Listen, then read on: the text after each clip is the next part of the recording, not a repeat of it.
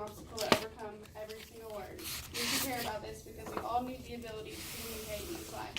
My name is Kaitlynd, and I'm a student at the University of Arkansas at Little Rock in the Intro to Communication class.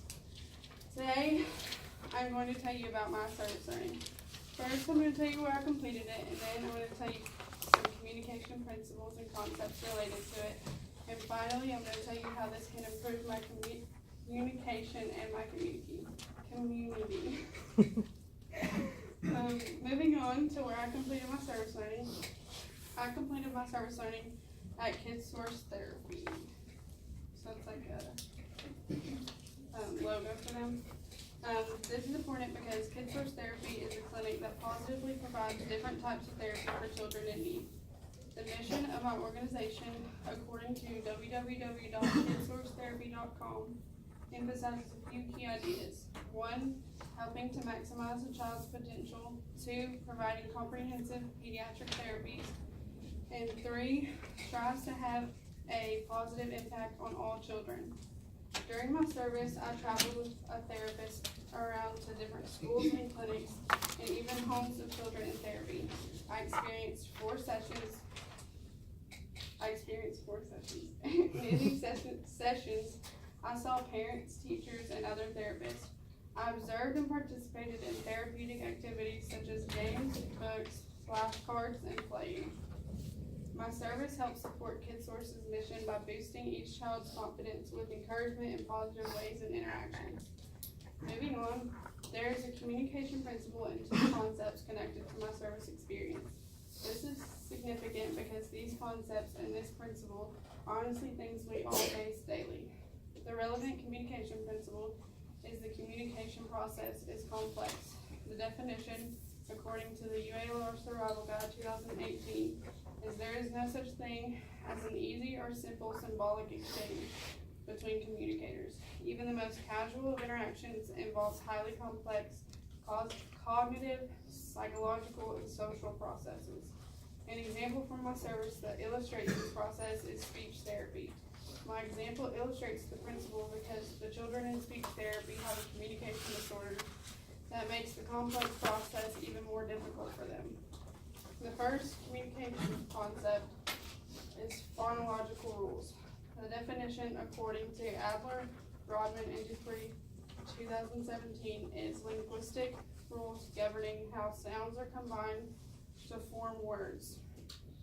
An example from my service work that illustrated this concept is the children I observed in speech therapy were learning these rules. My example illustrates the definition because oftentimes children in speech therapy have to learn what sounds form words correctly to understand the phonological rules. The second communication concept is disfluencies. The definition, according to Adler, Rodman, and Dupree 2017, is vocal interruptions such as stammering and the use of and An example from my service that illustrates this concept is the disfluencies I observed. My example illustrates the definition because the children I observed in my service usually encounter disfluencies quite often. Finally, based on my service experience, I can use communication concepts and ethical implications to improve my communication and help improve my community.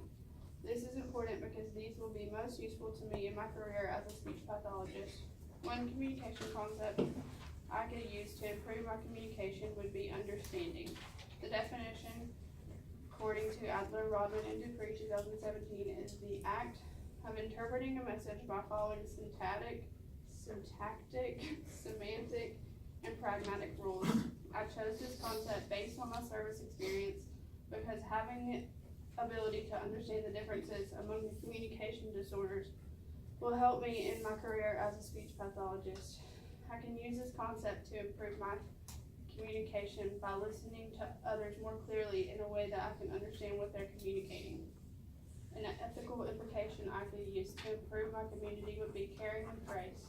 The definition, according to the UALR Survival Guide 2018, is understanding and meeting the needs of people we interact with.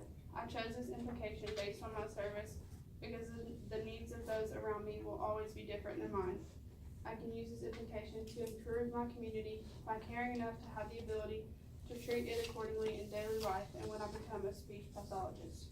In conclusion, I told you about my service learning experience. First, I told you where I completed it, and then I told you about the communication principles and concepts related to it.